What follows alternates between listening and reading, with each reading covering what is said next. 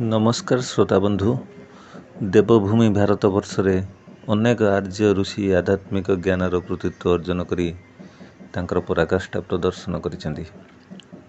तन्मध्यरु स्वामी विवेकानंद अन्यतम, जी की देवी कृपा लाभ करी विद्या ज्ञानर एक चरम कृतित्व हासिल करथिले। तांकर सेही कृतित्व पई विदेश रे भारतर एक स्वतंत्र परिचय सृष्टि करथिले। तांको स्मृति रे आमर एक क्षुद्र कविता उपस्थापना करुछु।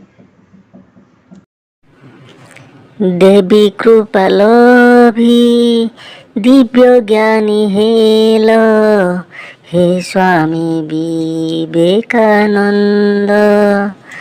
चिकागो सहरे चकित होइले सारा विश्ववासी वृंद। गुरु राम कृष्ण धन्य रजिले, तुम परी शिष्य पाई।